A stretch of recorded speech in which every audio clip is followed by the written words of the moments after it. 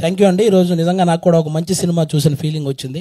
అందరూ సినిమాలో ఆయుష్ చూశారు, నేను ఈ సినిమా ఆయుష్ చూశాను. ఖచ్చితంగా ఆహాలో చాలా గట్టిగా ఆడే సినిమా అవుద్ది ఇది. ఆహాకి మంచి సబ్స్క్రైబర్స్ అలాగే వ్యూవర్షిప్ కూడా వచ్చే సినిమా అవుద్దని నేను మనస్ఫూర్తిగా కోరుకుంటున్నాను. ఇంకా ఇప్పుడు ప్రజెంట్ ఈ సినిమా ఇండస్ట్రీలో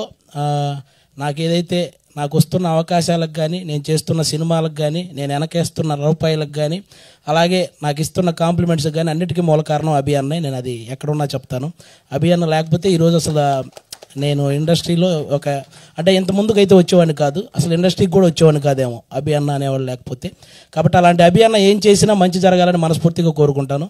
అందులో భాగంగానే ఈరోజు ఈ సినిమా అసలు ఇంత మంచి కాన్సెప్ట్ అభి అన్నకు ఆ థాట్ వచ్చినందుకే మనం హెడ్స్ ఆఫ్ చెప్పాలి. యాక్చువల్గా ఎవరు చూసినా సరే మెచ్చుకునే కాన్సెప్ట్ అది. మీకు ఎలాగైతే మన జబర్దస్త్లో మీరు కొత్త కొత్త కాన్సెప్ట్తో వచ్చేవాళ్ళు, కానీ ఈరోజు ఈ స్టెప్ మాత్రం వేరే లెవెల్. ఇంకా మీరు ఆల్రౌండర్ పర్ఫార్మెన్స్ మీ అందరికీ తెలుసు. మీరు కామెడీ చేస్తారు, ఒక సాఫ్ట్వేర్ ఇంజనీర్గా చేయగలరు, ఒక యాంకర్గా చేయగలరు, హీరోగా చేశారు, ఇప్పుడు డైరెక్షన్ చేస్తున్నారు. ఏం చేసినా కూడా అందులో కొత్తగా చేస్తూ సక్సెస్ అవుతూ వస్తున్నారు. ఇలాగే ముందుకు వెళ్ళాలని మనస్ఫూర్తిగా కోరుకుంటున్నానన్న. అలాగే రాస్తారు నన్ను కూడా మధ్యలో ఎన్నో కాంట్రవర్సీలు ఏవైనా జరుగుండొచ్చు, కానీ వాటి తర్వాత ఒక కంబ్యాక్ కావాలని నేను గట్టిగా కోరుకున్నాను. నాకెందుకో ఈ చిరంజీవి సినిమా అనేది గట్టి కంబ్యాక్ అనిపిస్తుంది అన్న. Thank you so much. మీకు కూడా చాలా బాగా పర్ఫామ్ చేశారు, అందులో మిగతా ఆర్టిస్టులు కూడా. అందరికీ కూడా once again thank you so much. మాకు కూడా ఈరోజు ఇక్కడికి పిలిచి ఇంత మంచి ఎంటర్టైన్మెంట్ ఇచ్చినందుకు అందరికీ థ్యాంక్ యూ సో మచ్ అండి. Thank you. థ్యాంక్ యూ ఆది గారు. రాఘవారు మళ్ళీ మాడతారా? ఇందా మాడింది అర్థం అవ్వలేదట ఎవరికి.